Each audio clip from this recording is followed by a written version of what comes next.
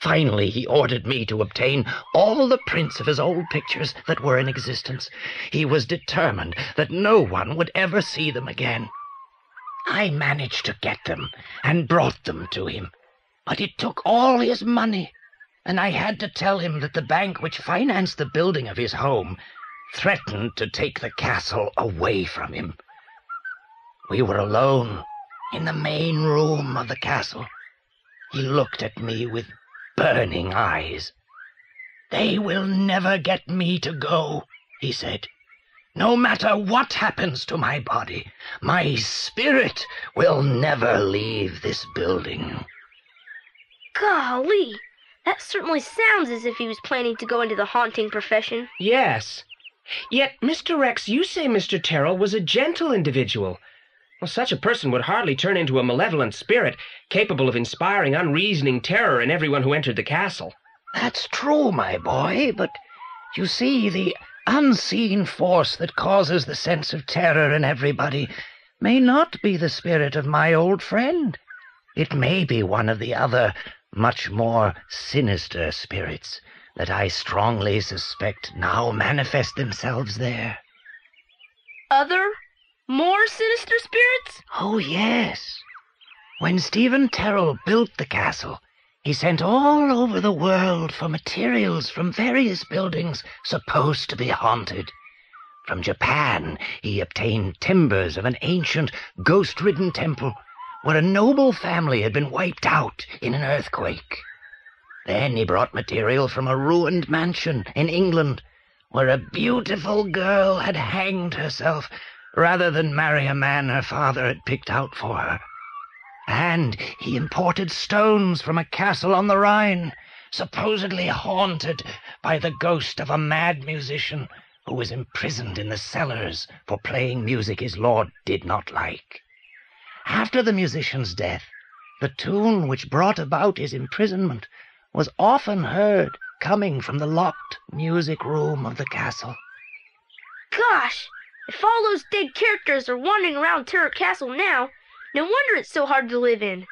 I cannot swear that Terror Castle is haunted by my old friend or anyone else, but personally, I would not enter that front door and spend a night there now for $10,000.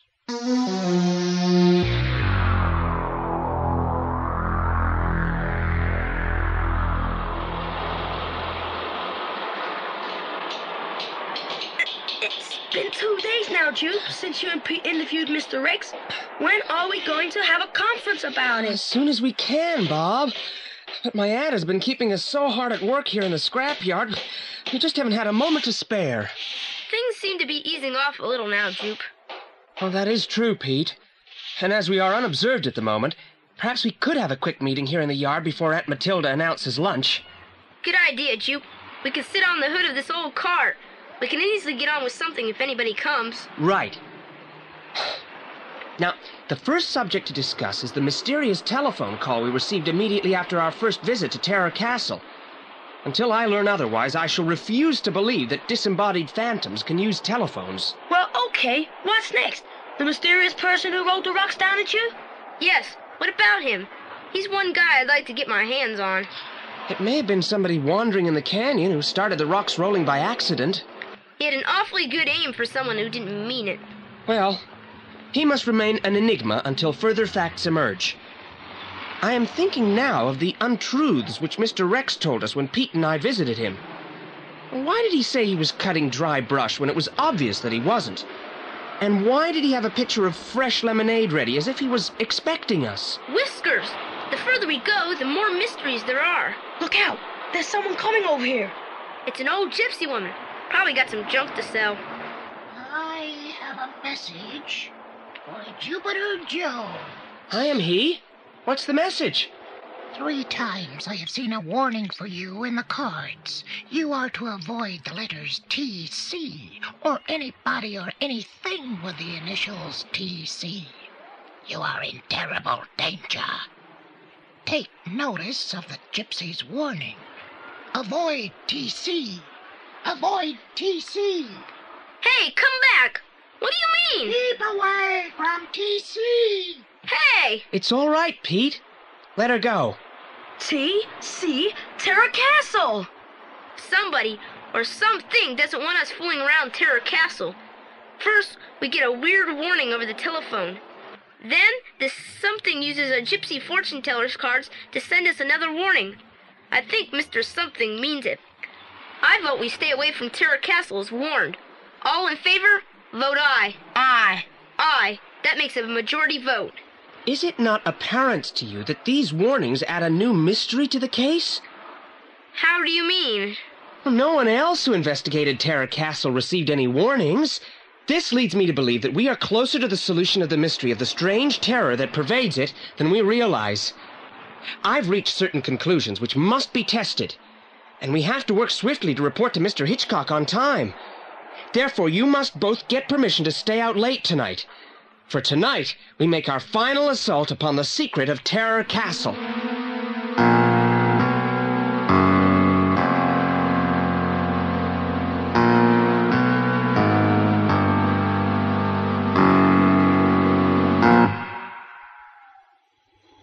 Well, here we are again, Pete. Terror Castle. Open the door. Why does it always have to be us? What about Bob and Worthington sitting comfortably in rows back there? They're our backup team. Now come on, open the door. It won't. It's jammed. I feel sure we can effect an entrance elsewhere. Suppose we try one of those French windows down there. Come on.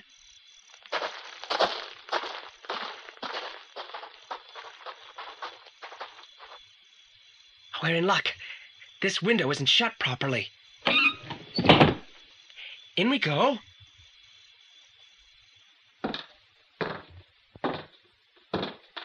It's the dining room.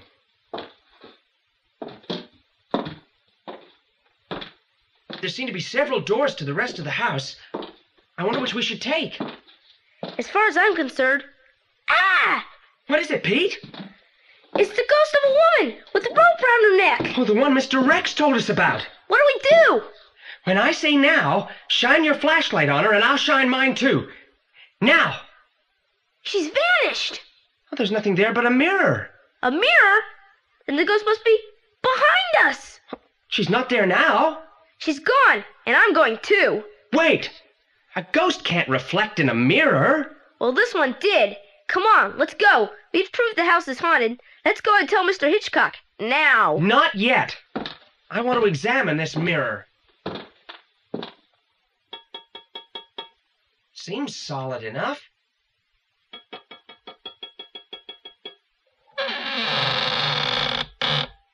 Well, look at that.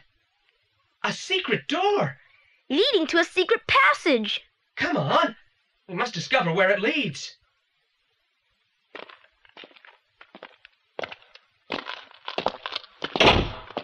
Oh no! The door's shut. We're locked in. Well, never mind, Pete. We don't want to go back the way we've come.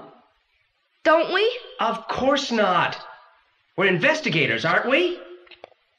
Listen to that. The Blue Phantom plays again. The music seems to come out of the stone wall. I'd say we are probably directly behind the ruined pipe organ in the projection room. You mean the Blue Phantom is on the other side of that wall? I hope so. After all, the whole purpose of this expedition is to try to catch the Phantom. Suppose he catches us first. That's what worries me. According to all available records, the Blue Phantom has never harmed anyone. I've come to some conclusions about this case, which I've kept to myself in order to verify them. I think we will soon find out if I'm correct or not. But suppose you're wrong, and the Blue Phantom decides he wants us to join his gang of spooks. What then? Then I'll admit I was wrong. Look at the mist. Coming out of the floor. Out of the walls. Everywhere. Fog of fear. The ultimate manifestation of Terror Castle.